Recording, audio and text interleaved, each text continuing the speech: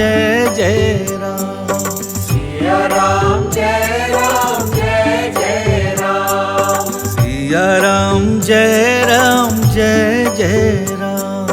सिया राम जय राम जय जय राम। सिया राम जय राम जय जय राम।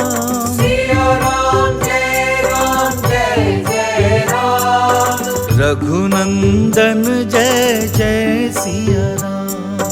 रघुनंदन जय जय सिया राम। जय जय श्री सीताराम। प्रिय भक्तजनों, रविंद्र जैन ग्रुप द्वारा प्रस्तुत की जा रही सुनो श्री राम कहानी के पिछले एपिसोड में आप सबने सुना कि कैसे चित्रकूट में सीता जी और लक्ष्मण जी सहित निवास करने वाले भगवान श्री रामचंद्र जी के बल, पौरुष और यथार्थ की परीक्षा लेने के लिए देवराज इंद्र के पुत्र जयंत ने कौवे का रूप धारण करके सीता जी के चरणों में चोंच मारकर उन्हें घायल किया और कैसे भगवान श्री राम ने क्रोध में आकर जयंत के पीछे सरकंडे का बाण लगा दिया। साथ ही आपने ये भी सुना कि नारद जी के कहने पर कैसे जयंत ने भगवान श्री राम की शरण ली और सीता जी की ममता और राम जी की कृपा से कैसे देवराज इंद्रपुत्र जयंत के प्राणों की रक्षा हुई। वास्तव में उसे एक नयन करके भगवान श्री राम ने छोड़ दिया। स्नेही भक्तजनों, सुनो श्री राम कहानी के इस अगले एपिसोड में अब आप सुनिए भगवान श्री राम की वे पावन कथाएं जो उन्हें उनके अवतार के मूल उद्देश्य अर्थात संत वंदन और खल खंडन की ओर आगे लेकर जाएगी।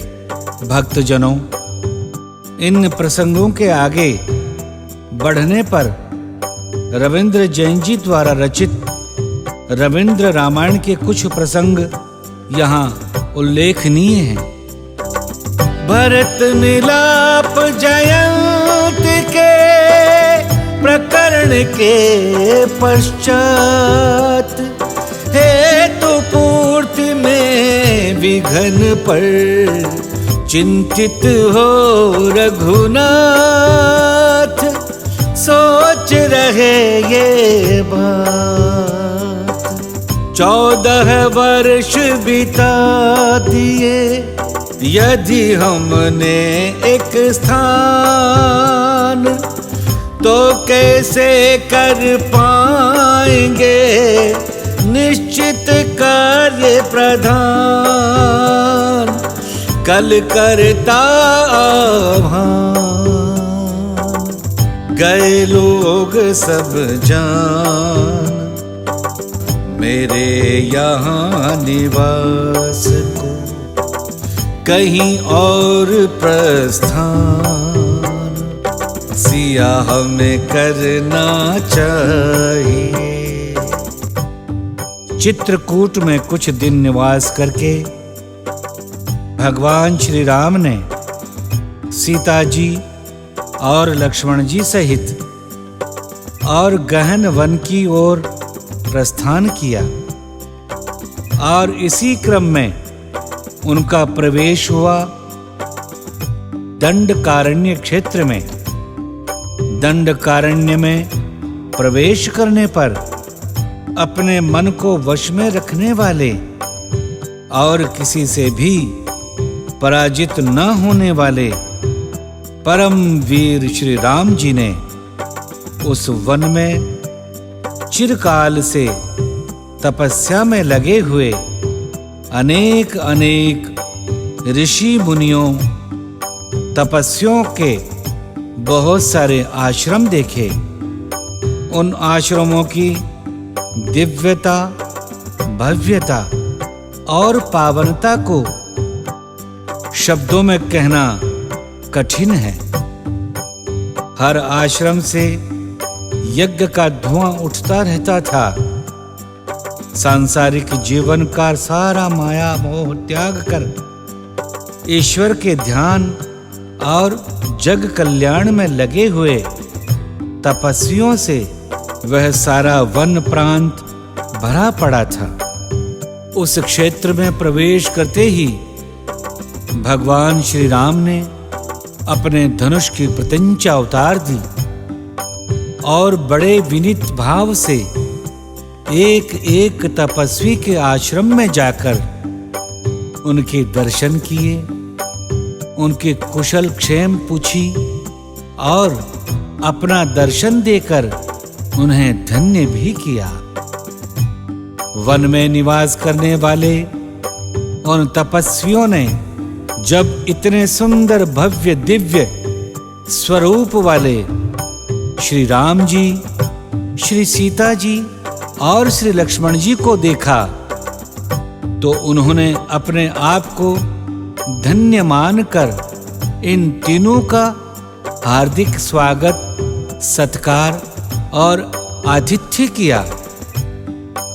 यथोचित प्रणाम, आशीष और आतिथ्य सत्कार के बाद उन तपस्वियों ने अपना आश्रम और अपना जीवन सब कुछ राम जी को समर्पित करते हुए कहा, रघुनंदन, धरती पर राज्य करने वाला राजा देवराज इंद्रदेव के चौथे अंश के बराबर होता है। अपने सभी कर्तव्यों को पूरा करके वह धरती पर स्वर्ग के समान सुख भोगता है और अपने कर्तव्यों का पालन न करने वाला राजा नष्ट हो जाता है। आप तो स्वयं श्री हरि के अवतार हैं, साकार धर्म मूर्ति हैं। हम आपके राज्य में निवास करते हैं, अतः आपको हमारी रक्षा करनी चाहिए। आप नगर में रहें या हम लोगों के साथ वन में रहें, हमारे राजा तो आप ही हैं। हमने संन्यास ग्रहण करने और तपस्या की दीक्षा लेने के कारण किसी पर भी क्रोध करना या उन्हें दंड देना छोड़ दिया है। अब तपस्या ही हमारा धन है। इसीलिए जैसे माता अपने छोटे से बालक की हर प्रकार रक्षा करती है, उसी प्रकार आपको अब हम सभी तपस्वियों की रक्षा करनी चाहिए। ऐसा निवेदन करके उन तपस्वियों ने पुनः श्री राम जी को भगवान मानकर उन्हें प्रणाम किया और भगवान श्री राम ने उन तपस्वियों को संसार का मार्गदर्शक, विद्वान और साधु संत मानकर उन्हें प्रति प्रणाम किया। इस प्रकार साधु संतों और विद्वानों से मिलकर भगवान श्री राम, सीता जी और लक्ष्मण जी सहित गहन वन की ओर बढ़े। चित्रकूट की माया तज कर वहां पहुंचे जहां अत्रि ऋषिवर। समाचार जब ऋषि मुनि पाए, तब प्रभु के दर्शन को धाए। राम लखन ने अत्रि को सविनय किया प्रणाम। ऋषि ने हृदय लगा लिए, ब्रात युगल गुण धाम। नाना भांति राम गुण गाकर पूज रहे प्रभु के पद मुनिवर। राम हरे जय राम हरे, धन्य किया मम धाम हरे। राम लखन सिया लागत कैसे, ब्रह्म जीव और माया जैसे। राम हरे जय राम हरे, धन्य किया हम धाम हरे।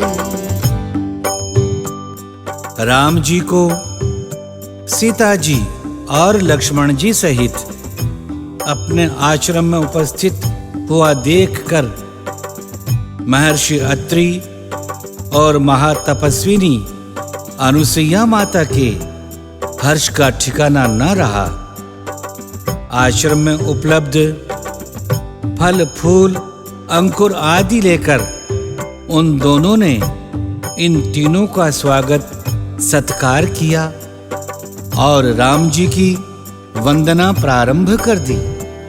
नमामि भक्त वत्सलम कृपालुशील कोमलम, भजामि ते पदाम्बुजम अकामिनां स्वधामदम। निकाम श्याम सुंदरम भवाम्बुनाथ मंदरम, प्रफुल्ल कंजलोचनम मदादि दोष मोचनम। प्रलम्ब बाहु विक्रमं प्रभो प्रमेय वैभवं, निषंग चाप सायकं धरम त्रिलोकनायकं। दिनेश वंश मंडनं महेश चाप खंडनं, मुनीन्द्र संत रंजनं सुरारि वृंद भंजनं। मनोज वैरि वंदितं अजादि देव सेवितं, विशुद्ध बोध विग्रहं समस्त दूषणापहम्। नमामि इंदिरापतिं सुखाकरं सतां गतिं, भजेश शक्ति सानुजं शचीपति प्रियानुजं। त्वदङ्घ्रिमूल ये नराः भजन्ति हीनमत्सरा, पतन्ति नो भवार्णवे वितर्क वीचि संकुले। विविक्तिवासिनः सदा भजन्ति मुक्तये मुदा, निरस्य इन्द्रियादिकं प्रयान्ति ते गतिं स्वकम्। तमेकमद्भुतं प्रभुं निरीहमीश्वरं विभुं, जगद्गुरुं च शाश्वतं तुरीयमेव केवलं। भजामि भाववल्लभं कुयोगिनां सुदुर्लभं, स्वभक्तकल्पपादपं समं सुसेव्यमन्वहम्। अनूपरूप भूपतिं नतोऽमुर्विजापतिं, प्रसीद में नमामि ते पदाब्ज भक्ति देहि में। पठन्ति ये स्तवम् इदं नरादरेण ते पदं, व्रजन्ति नात्र संशयं त्वदीय भक्ति संयुता।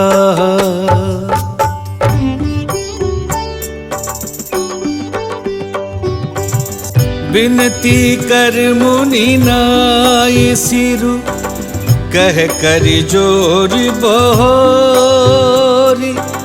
चरण सरोरुह नाथ जनी, कबहु तजै मति मोरि। कबहु तजै मति मोरि।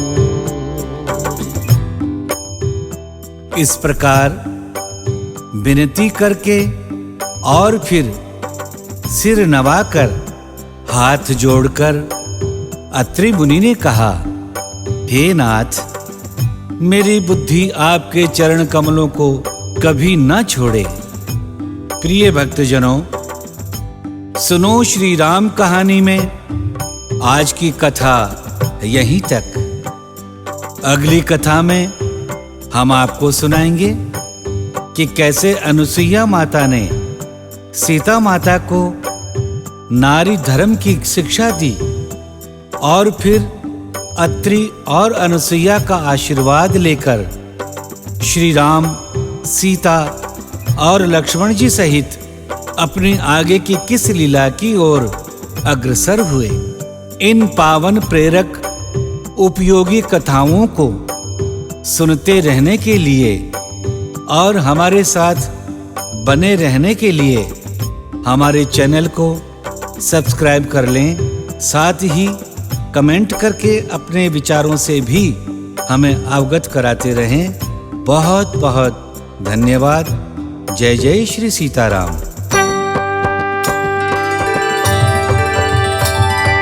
सिया राम जय राम जय जय राम। सिया राम जय राम जय जय राम। सिया राम जय राम जय जय राम। सिया राम जय राम जय जय राम। रघुनंदन जय जय सिया राम। रघुनंदन जय जय सिया राम। रघुपति राघव राजा राम। रघुपति राघव राजा राम।